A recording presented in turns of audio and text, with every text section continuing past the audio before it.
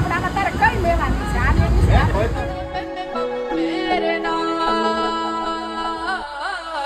ਬੰਦਾ ਜ਼ਿੰਦਗੀ ਦੇ ਵਿੱਚ ਸਭ ਕੁਝ ਹੀ ਗਵਾਵੇ ਪਰ ਇੱਕੋ ਇੱਕ ਮਾਂ ਉਹਦਾ ਦਿਲ ਨਾ ਦੁਖਾਵੇ ਮੈਂ ਚਾਹੁੰਦਾ ਹਰ ਜਨਮ ਤੂੰ ਹੋਵੇਂ ਮੇਰੀ ਮਾਂ વાહ લીલા વાહ આ જો તો આ ਮੈਨੂੰ ਪਤਾ ਮੈਂ ਵੀ ਤੈਨੂੰ ਬੜਾ ਤੰਗ ਕਰਦਾ ਬਸ, ਪਰ ਰੋਣ ਛੱਡ ਤੇ ਆਉਂਦੋ। ਕੋਈ ਨਾ ਚੱਲ ਪੁੱਤ ਤੇਰਾ ਹਾਂ ਮੈਨੂੰ ਲੱਗਦਾ ਆ ਚੰਗਾ ਜਦੋਂ ਕੱਟਦੀਆਂ ਗਾਲਾਂ ਕਿਉਂਕਿ ਮਾਂ ਦੀਆਂ ਗਾਲਾਂ ਹੁਣ ਘਿਓ ਦੀਆਂ ਨਾਲਾਂ ਬਚਪਨ ਤੋਂ ਤੂੰ ਲੈ ਕੇ ਮੈਨੂੰ ਲਾੜ ਹੀ ਲੜਾਇਆ ਜੋ ਵੀ ਸੀ ਸਿਖਾਇਆ ਸਭ ਚੰਗੇ ਲਈ ਸਿਖਾਇਆ ਅੱਜ ਜੋ ਵੀ ਕੁਝ ਹਾਂ ਤੇਰੇ ਕਰਕੇ ਹੀ ਹਾਂ ਦੁਨੀਆ ਦੀ ਗੱਲਾਂ ਸਭ ਜਰ ਕੇ ਹੀ ਹਾਂ